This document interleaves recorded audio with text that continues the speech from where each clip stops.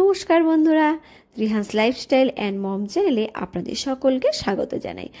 আজ নিয়ে চলে এসেছি বাচ্চাদের জন্য দুটো সকাল ও বিকেলের খাবার রেসিপি। আর দুটোই কিন্তু খুবই পুষ্টিকর আর খুবই অল্প সময় তৈরি হয়ে যাবে। ভিডিওটিতে লাইক করে ভিডিওটি কিন্তু পুরো দেখবেন, না হলে কিন্তু অনেক গুরুত্বপূর্ণ টিপস আপনারা কিন্তু মিস করে যাবেন। চ্যানেলে নতুন হয়ে থাকলে অবশ্যই কিন্তু চ্যানেলটাকে সাবস্ক্রাইব করে বন্ধু হয়ে পাশে থাকবেন। এইবারে কিন্তু আমি চলে যাচ্ছি আমার প্রথম রেসিপির দিকে। তো প্রথমে গ্যাসে একটা প্যান বসিয়ে দিয়ে দিচ্ছি এখানে ভাজা ছোলা। আর এইগুলো কিন্তু খোসা ছাড়ানো ছোলা বাজার থেকে নিয়ে এসেছি। আর এই ছোলাগুলোকে কিন্তু গ্যাসের ফ্লেমটাকে লোতে রেখে আর একটু ভেজে নেব, এতে করে কিন্তু ছোলাগুলো খুব সুন্দর ক্রিস্পি হয়ে যাবে আর এগুলো কিন্তু গুঁড়ো করতেও খুব সহজ হবে। তো ছোলাগুলো কিন্তু ভাজা হয়ে গেছে। এইবারে দিয়ে দিচ্ছি অল্প মুড়ি। আর এই মুড়িগুলোকে দিয়েও কিন্তু আমি খানিকক্ষণ নেড়ে চেড়ে নেব আর মুড়িগুলোকে একটু ক্রিস্পি করে নেব। আর আমি কিন্তু এটা বাজার থেকে কিনে আনা হাতে ভাজা মুড়ি নিয়েছি।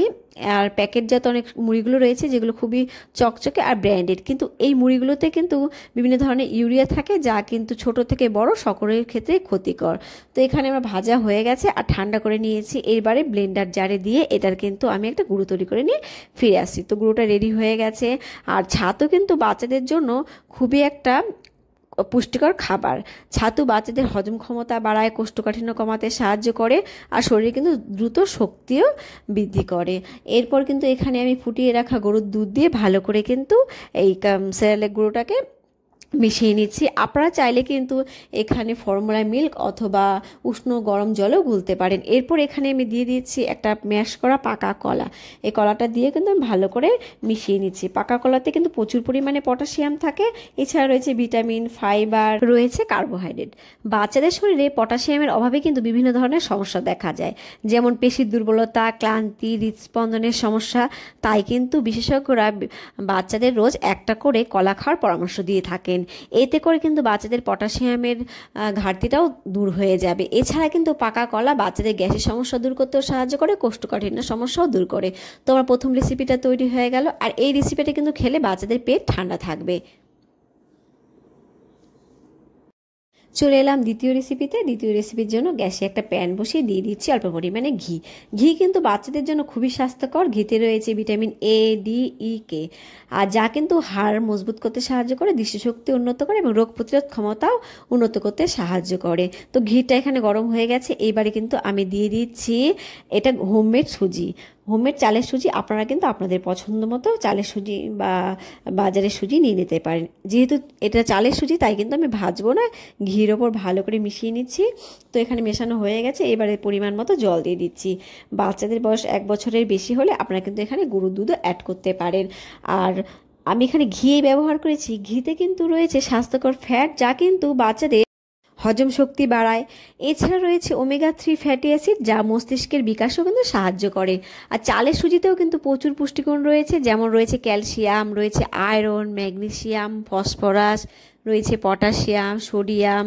এছাড়াও রয়েছে জিঙ্ক, থিয়ামিন, নিয়াসিন, ভিটামিন এবং ফোলেট। এছাড়া এখানে রয়েছে কার্বোহাইড্রেট, যা কিন্তু শিশুদের শক্তি সরবরাহ করতে সাহায্য করে। আর চালের সুজি কিন্তু মস্তিষ্কের কার্যকারিতাকে উন্নত করে, স্নায়ুতন্ত্র ভালো রাখে, কিডনির জন্য কিন্তু এই সুজিটা খুবই উপকারী। তো সুজি ওইদিকে রান্না হতে থাক। আর আমি এখানে কিন্তু একটা পাকা আম নিয়ে নিয়েছি। আর এই আমটাকে কিন্তু আমি 1 ঘন্টা আগে বোটার দিকটা একটু কেটে একটু নুন জলে কিন্তু 1 ঘন্টা ভিজিয়ে রেখেছিলাম। এতে করে কি হয় বলুন তো, এই আমে যে কষ আর কার্বাইডটা থাকে সেটা চলে যায়, আর তার ফলে কিন্তু বাচ্চাদের এই আম খাওয়ালে কোনো রকম ক্ষতি হবে না। তো আমটাকে এবার ভালো করে ধুয়ে আমি কিন্তু আমটা কেটে নিচ্ছি। পাকা আমেও কিন্তু রয়েছে ভিটামিন, খনিজ, অ্যান্টিঅক্সিডেন্ট। বিভিন্ন সিজনাল ফলগুলো কিন্তু বাচ্চাকে খাওয়ানো দরকার। এতে করে কিন্তু বাচ্চাদের ইমিউনিটি সিস্টেমটাও অনেকটা উন্নত হবে। আম খেলে কিন্তু বাচ্চাদের মস্তিষ্কের বিকাশও ঘটে, এছাড়া হজম শক্তিকেও কিন্তু উন্নত করে।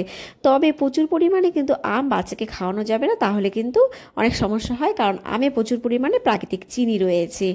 এছাড়া পাকা আমে রয়েছে ভিটামিন এ, ভিটামিন সি, রয়েছে B6, যা কিন্তু শিশুদের দৃষ্টিশক্তি উন্নত করে, ত্বক ও স্নায়ুতন্ত্রের ক্ষেত্রেও কিন্তু গুরুত্বপূর্ণ। তো এখানে আমটা আমার কাটা হয়ে গেছে আর আমি এরকম একটা স্ট্রেনার নিয়ে নিয়েছি। এবার স্ট্রেনারের উপরে আমি কিন্তু আমগুলোকে রেখে চামচ দিয়ে ভালো করে ঘষে একটা কিন্তু পিউরি তৈরি করে নেব।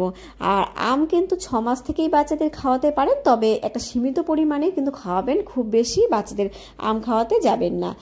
বাজারে কিন্তু কার্বাইড ছাড়া আর কার্বাইড দেওয়া এই দুরকম আম পাওয়া যায়। আপনারা কিন্তু যেই কার্বাইড ছাড়া আমগুলো রয়েছে সেগুলো কিন্তু বাচ্চাকে খাওয়াতে পারেন। আর কার্বাইড দেওয়া আমগুলো কিন্তু খুব বেশি কালারিং হয়, আর যেগুলো মানুষকে খুব বেশি আকর্ষণ করে। আর কার্বাইড ছাড়া আমগুলো কিন্তু খুব একটা কালার হয় না, আর এই আমগুলো কিন্তু বাচ্চাদের ক্ষেত্রে খুবই উপকারী। তো এখানে দেখুন পিউরিটা কিন্তু রেডি হয়ে গেছে। আর এইভাবে কিন্তু বাচ্চাকে আপনারা পিউরি বানিয়ে খাওয়াতে পারেন, কোনো রকম ব্লেন্ডারের দরকার পড়বে না। আর এরকমভাবে যদি পিউরি বানানো যায় তাহলে কিন্তু একদম আঁশ পিউরিতে যাবে না, আর বাচ্চাদের সমস্যা হবে না। আর এইদিকে চলে এসেছি, সুজিটাও কিন্তু আমার রান্না হয়ে গেছে। তো এইবারে কিন্তু সুজিটা কিন্তু আমি বাটিতে ঢেলে নেব। আর আপনারা চাইলে কিন্তু এই পর্যায়ে ফর্মুলা মিল্কও অ্যাড করতে পারেন যদি আমটা ভালো মিষ্টি হয়। এইবারে কিন্তু আমি সুজিটা বাটিতে ঢেলে নেব। আর সুজিটা কিন্তু একটু ঘন করেই নামাবেন, যেহেতু আমের পিউরিটা মেশাবেন সেক্ষেত্রে কিন্তু সুজিটা অনেকটাই পাতলা হয়ে যাবে।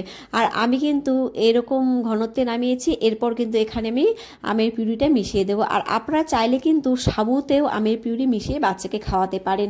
তো এইবারে আমি আমের পিউরিটা ভালো করে মিশিয়ে নেব। এইভাবে খাওয়ালে কিন্তু খাবারটা অনেক আকর্ষণীয় ও সুস্বাদু হয়, আর বাচ্চারাও কিন্তু অনেক পছন্দ করবে। এই তো ছিল আজকে দুটি পুষ্টিকর রেসিপি। এই পর্যন্ত আমার সঙ্গে থাকার জন্য আপনাদের অসংখ্য ধন্যবাদ। দেখা হবে বাচ্চাদের জন্য আরও মজাদার রেসিপি নিয়ে অন্য একটা ভিডিওতে। ভালো থাকবেন আর বাচ্চাদের ভালো রাখবেন। Bye bye.